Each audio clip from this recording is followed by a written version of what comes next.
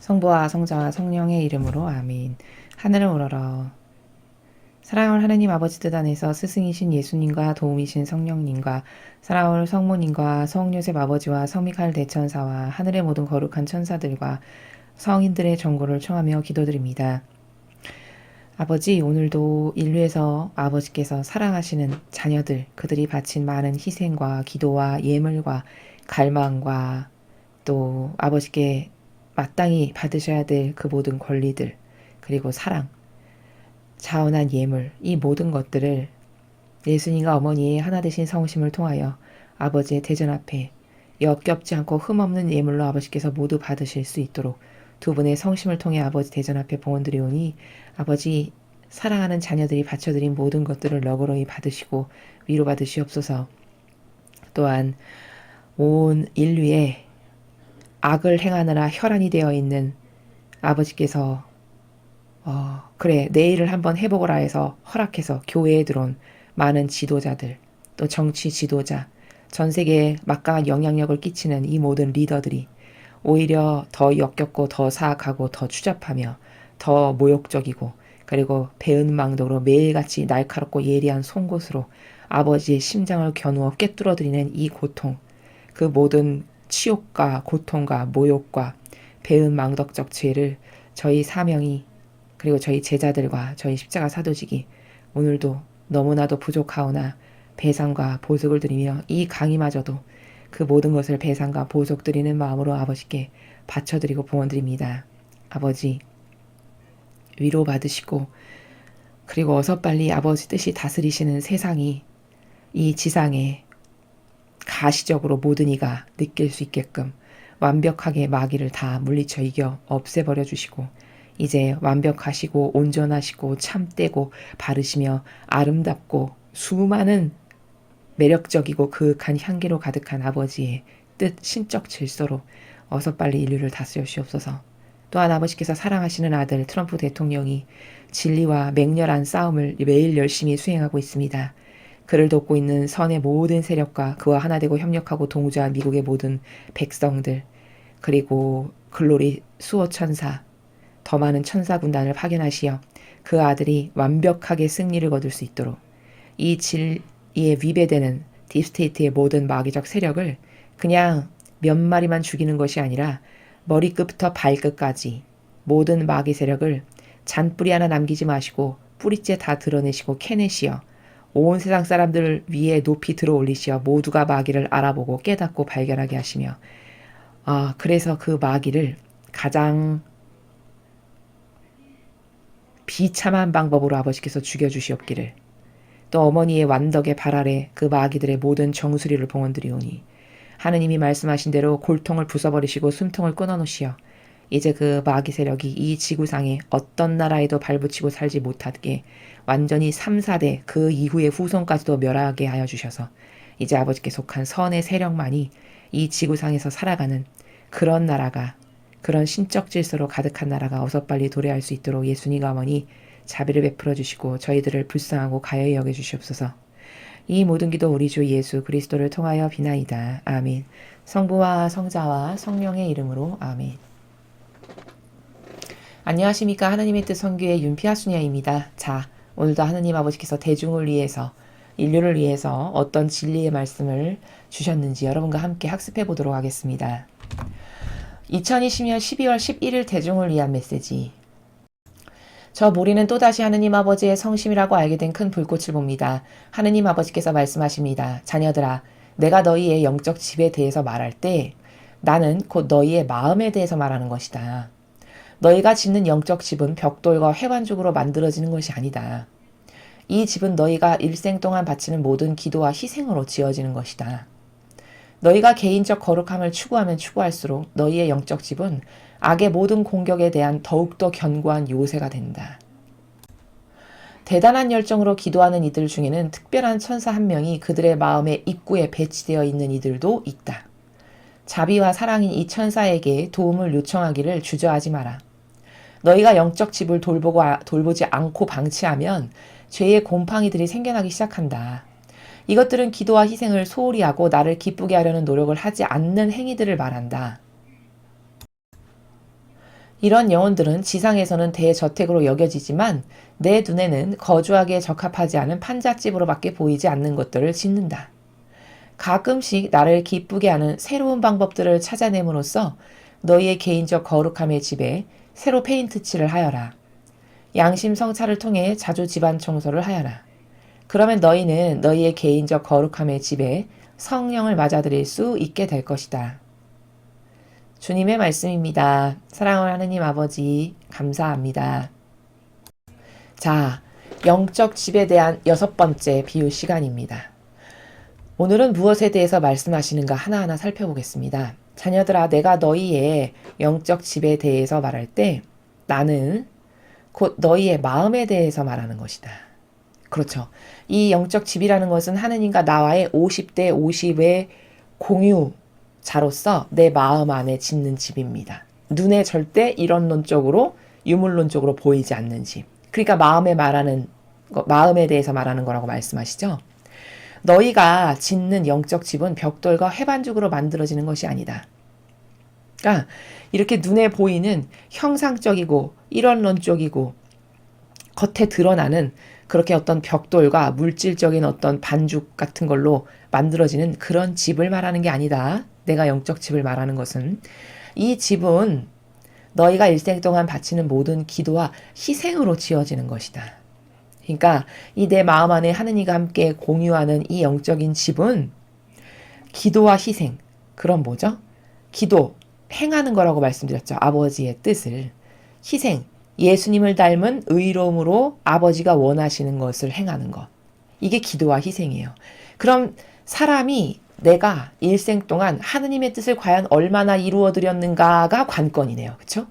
희생을 감수하고라도, 고통을 감수하고라도, 나의 손해를 감수하고라도 내 자아를 꺾으면서 아버지의 뜻을 내가 고통과 희생을 사랑하면서 얼마나 이루어드렸는가가 바로 이 영적 집을 잘 지었는가 못 지었는가가 하는 관건이 되겠네요. 너희가 개인적 거룩함을 추구하면 추구할수록 너희의 영적 집은 악의 모든 공격에 대한 더욱더 견고한 요새가 된다. 자, 개인적 거룩함을 추구하면 추구할수록 우리의 이 집이 아주 악이 절대 들어올 수 못한 요새. 요새가 뭡니까?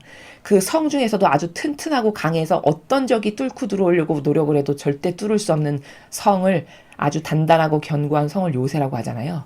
우리의 영적 집이 그렇게 아무리 악이 내 집을 무너뜨리려고 온갖 다양한 방법과 술수와 계략과 책략을 하더라도 절대 무너지지 않을 수 있는 집. 그 집은 어떻게 짓는 거냐? 개인적 거룩함을 계속 추구하라는 거예요. 그럼 개인적 거룩함을 추구하는 게 뭐지? 하느님이 거룩하시죠.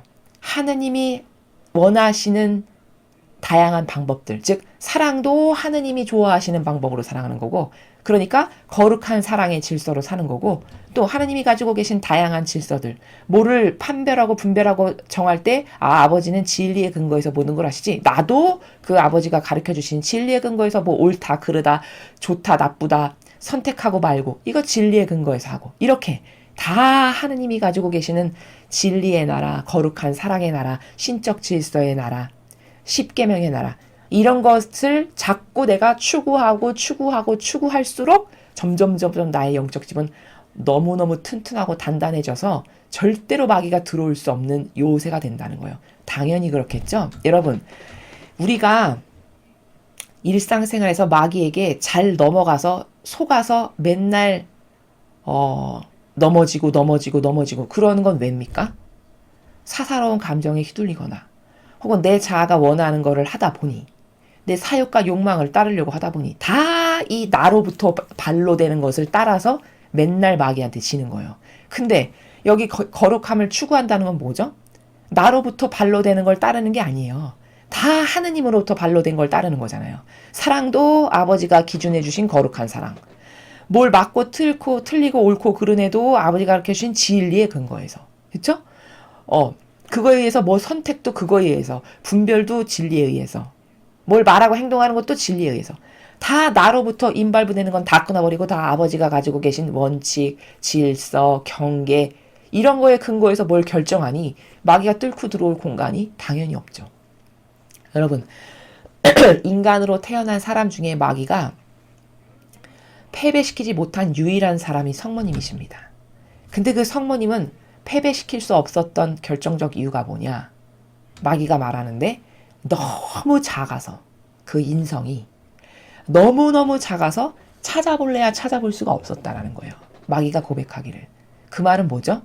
자기 것을 주장하는 게 눈꽃만큼도 없다는 거예요. 자기로부터 인발부돼서 나오는 곳에서 뭐가 움직여지고 말하고 뭐가 생각을 하거나 이런 거는 아예 제로.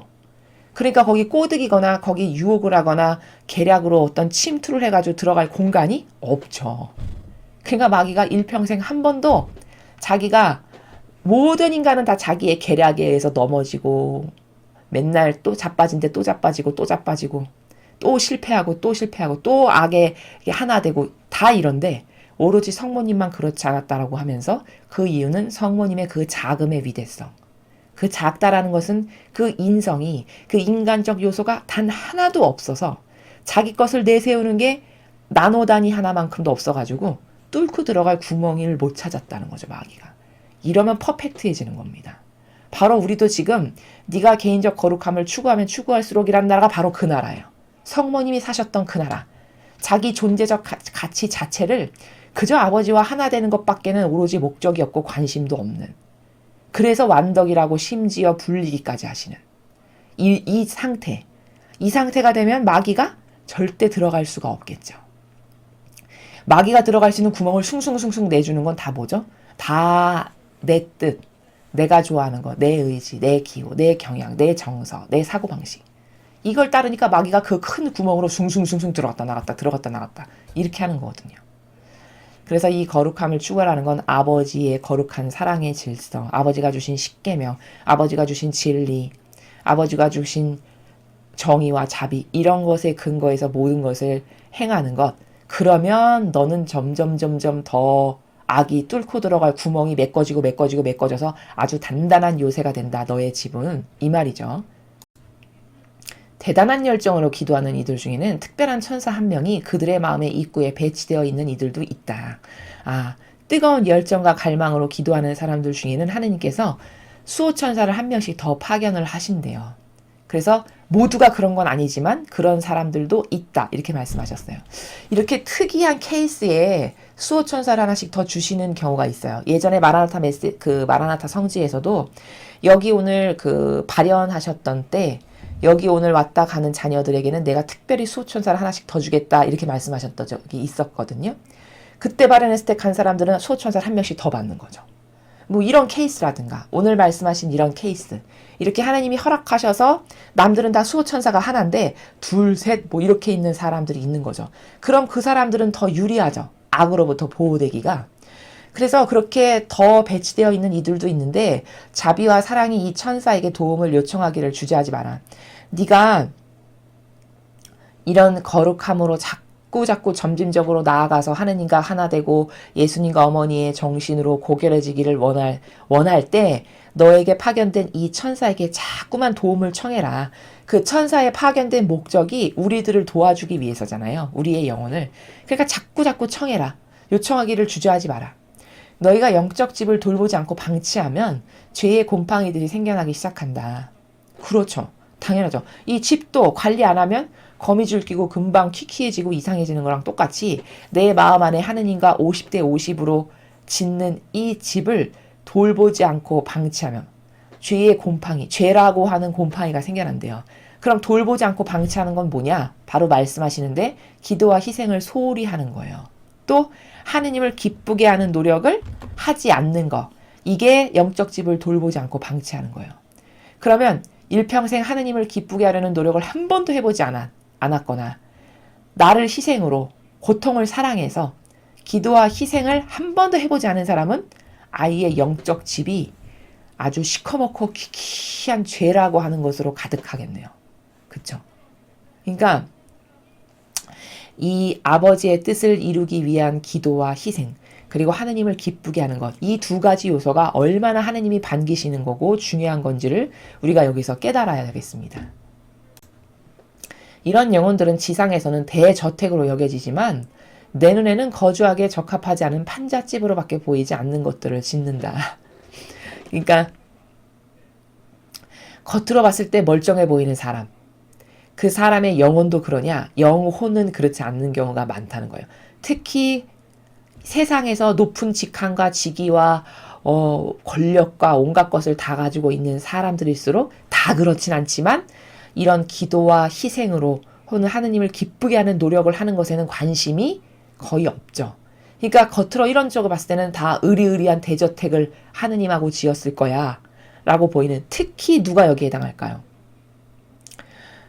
예를 들면 교회의 높은 직위에 있는 사람들 있죠. 교황, 주교, 추기경, 사제, 이런 사람들은 일반 성도들의 눈에 봤을 때는 어떨까요? 아, 저 사람은 하나님하고도 친할 거야. 심지어 하나님하고 동창생급으로 보는 사람이 누구죠? 교황이죠, 교황. 일반 신자분들은 교황 그러면 하나님하고 동창생급일 거야, 이렇게 생각합니다.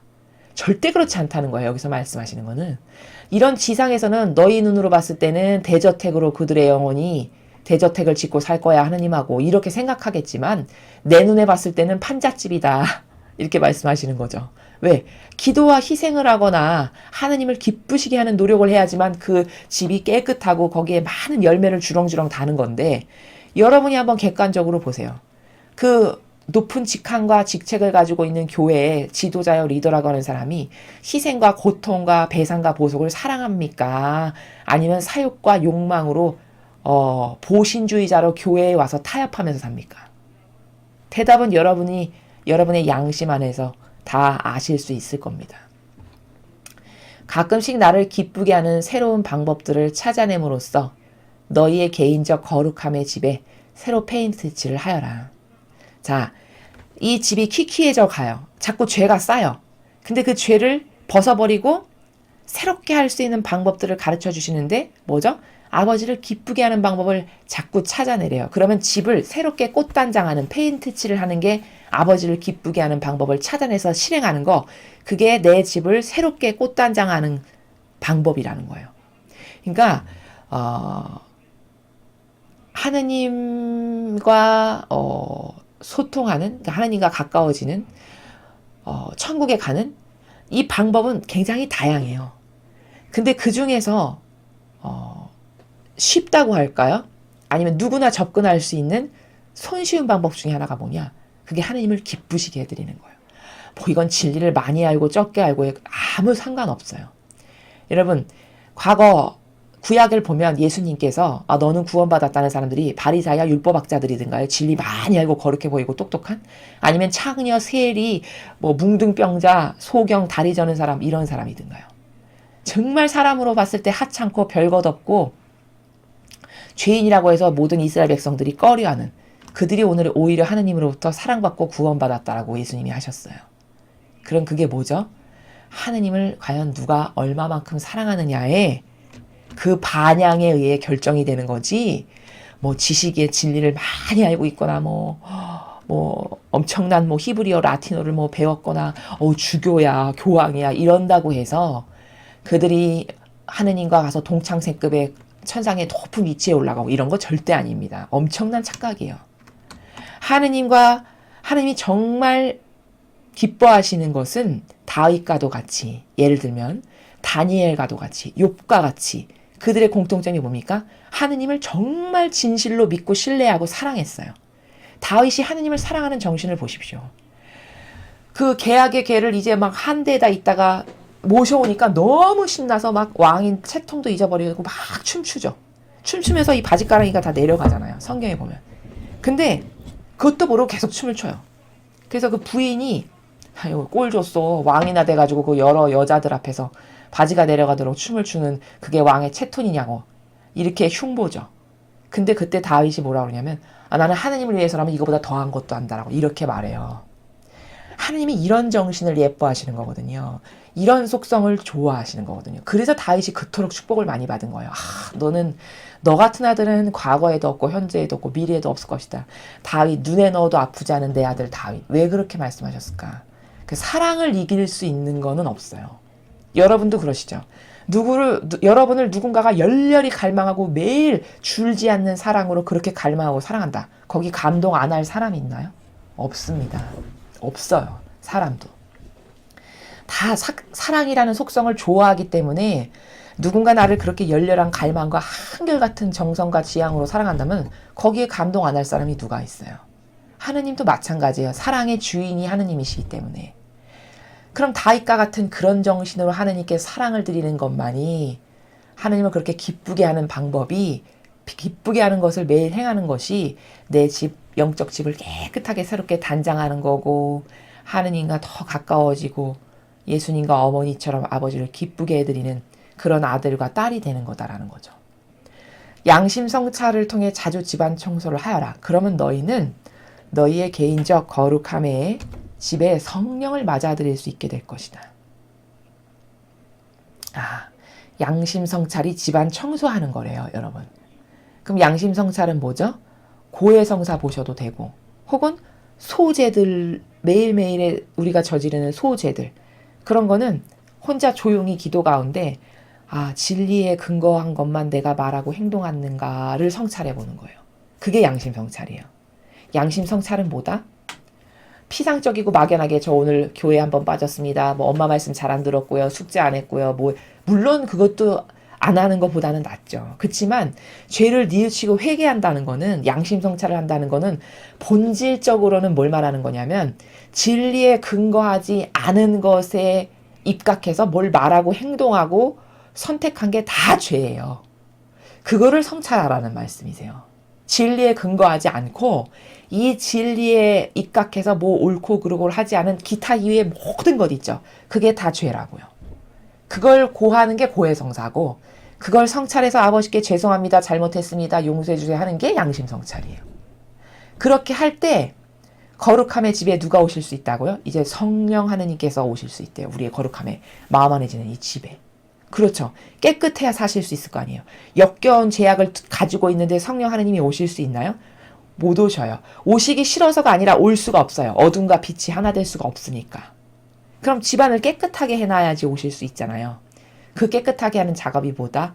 집안 청소하는 게 양심 성찰하는 거다. 또 하느님을 기쁘게 하는 게 뭔가 찾아서 매일 행해드리는 거다. 이런 것을 통해서 페인트 칠도 하고 집안 청소도 해서 이제 성령 하느님을 맞아들여서 내 영적 집이 더 풍요롭고 견고하고 튼튼하고 교감을 잘 나눌 수 있는 집으로 만들거라 라고 팁을 주시는 거죠. 하느님 아버지께서. 자, 요즘 우리는 그 영적 집에 대해서, 우리 각자의 마음 안에 짓는 영적 집에 대해서 학습하고 있습니다. 어떻게 영적 집을 더 견고하고 튼튼하게 만들 건가? 어떤 영적 집을 하느님은 반기시나? 이런 것에 대해서 학습을 하고 있습니다. 여러분이 이 아버지께서 매일 이렇게 사랑으로 주시는 이 다양한 팁을 가지고 스스로 구현하셔서 아주 단단하고 튼튼한 아버지와 수시로 교감을 나눌 수 있는 그런 영적 집을 모두 만드셨으면 좋겠습니다. 이상으로 2020년 12월 11일 대중을 위한 메시지 해설을 마치겠습니다. 감사합니다.